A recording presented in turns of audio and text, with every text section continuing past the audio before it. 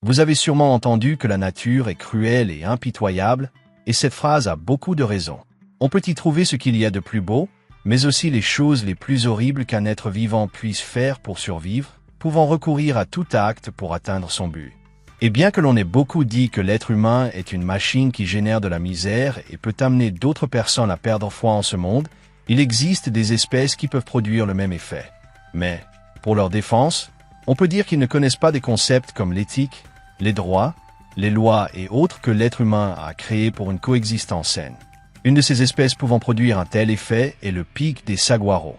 C'est une espèce répartie dans le sud des États-Unis et le nord du Mexique, dans les États composant le désert de Sonora, comme l'Arizona, le Nouveau-Mexique, Sonora, la Californie, la Basse-Californie du nord et du sud, dans des broussailles dominées par des cactus saguaros ou des mesquites, où ils créent leur foyer.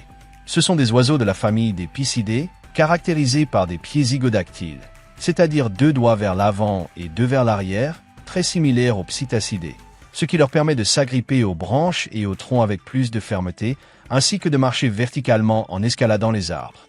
Ce sont des oiseaux désertiques mesurant environ 25 cm de longueur, avec une queue pouvant atteindre 20 à 25 cm et une envergure de 40 cm lorsqu'ils étirent leurs ailes d'une extrémité à l'autre, pour un poids de seulement 68 grammes. Leur plumage est de couleur brune depuis la tête, la poitrine, le bréchet jusqu'au croupion, tandis que leurs ailes présentent un motif zébré de blanc et de noir. Le dimorphisme sexuel réside dans le fait que les mâles adultes forment sur le haut de la tête une calotte rouge. Ce sont des oiseaux avec des becs pointus et tranchants de couleur noire, composés de 3 couches, avec des muscles de la tête et du cou très forts leur permettant de résister à l'impact et de générer une énergie de tension pour frapper un objet dur comme le bois ou un autre matériau de même dureté. Ce sont des oiseaux diurnes qui communiquent avec leurs congénères et marquent leur territoire de 2 façons. La première est par des vocalisations, et la seconde, de manière particulière, est qu'à travers les coups de bec qu'ils donnent, ils envoient des messages à d'autres congénères, un peu comme le code Morse, des sons longs et constants. Cette méthode leur sert aussi à identifier où se trouve une proie pour s'en nourrir. Ils mangent principalement des larves et des insectes, mais sont omnivores. Pour attraper les premiers, ils frappent un cactus ou un arbre, et là où ils détectent une galerie creusée par un invertébré, ils picorent jusqu'à faire un trou et y insèrent leur langue pour le sortir et le manger. Selon la saison, ils peuvent manger des fruits de cactus, du buis et vont même voler les croquettes des chiens dans les maisons adjacentes à leur territoire. Mais ils ont aussi l'habitude de manger la chair d'autres oiseaux, surtout les oisillons d'autres espèces, qu'ils frappent à la tête avec leur bec jusqu'à les tuer et exposer leur matière grise pour la manger. Ils font cela surtout pendant la saison de nidification d'autres oiseaux, et on pense qu'ils le font pour se nourrir et maintenir une population basse de concurrents. Leur reproduction a lieu 2 fois par an. Le mâle prépare un nid dans un cactus saguaro en creusant un trou assez grand pour qu'il puisse s'y introduire. Mais il laisse du temps pour que l'intérieur sèche grâce au durcissement de la sève, que le cactus guérisse et que son intérieur devienne un lieu idéal pour élever les petits, ce qui peut prendre plusieurs mois. Ils sont monogames et se reproduisent avec leur partenaire toute leur vie, bien que dans certaines conditions, ils puissent la changer. La femelle pond de 3 à 5 œufs que les 2 parents couvent pendant une période de 14 jours sans besoin de substrat au fond du nid, et les oisillons sont nourris de ce que les parents leur apportent, pendant 3 semaines, allant des insectes au cerveau d'autres oiseaux.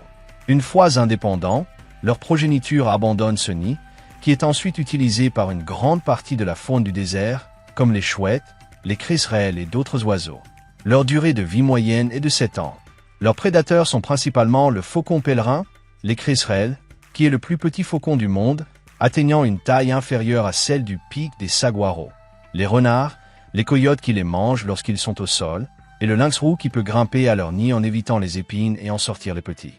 En captivité, ils vivent jusqu'à 10 ans, s'adaptant lorsque les conditions sont similaires, surtout s'ils disposent d'un cactus semblable à celui qu'ils utilisent pour nicher. Il est classé dans la catégorie préoccupation mineure. Sa population est stable mais a diminué à cause de l'expansion urbaine, bien qu'il montre une adaptation en entrant dans les maisons pour manger la nourriture des animaux domestiques.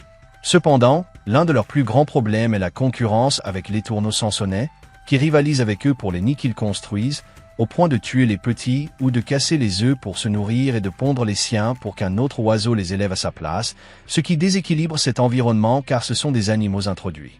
Bien que cet oiseau puisse sembler un tueur impitoyable, il joue plusieurs rôles importants. Le premier est d'aider à maintenir la santé des arbres en tuant les parasites qui les rongent de l'intérieur, et ces nids sont utilisés par d'autres espèces pour élever leurs petits, des nids qu'elles ne pourraient pas faire sans ce pic. Cette espèce pourrait être utilisée pour maintenir en bonne santé les arbres fruitiers plantés dans son habitat, ce qui rendrait les fruits plus sains, et elle aide aussi à polliniser les cactus qui pourraient être commercialisés lorsqu'ils atteignent une taille adéquate. Un animal zombie dont le comportement est atroce selon les standards humains. Mais il faut se rappeler qu'ils ne voient pas la vie comme nous et qu'ils remplissent une fonction d'architecte pour d'autres espèces. Voilà le pic des saguaros. J'espère que cette vidéo vous a plu. Si c'est le cas, mettez un like et partagez-la pour que plus de gens connaissent cette chaîne. Je vous laisse mes réseaux sociaux pour rester en contact, et c'est aussi par ce moyen que je ferai les annonces pertinentes concernant la chaîne. Si vous êtes nouveau, je vous invite à vous abonner et n'oubliez pas de laisser un commentaire ou une question qui vous est venue. Merci beaucoup d'avoir regardé cette vidéo. À bientôt.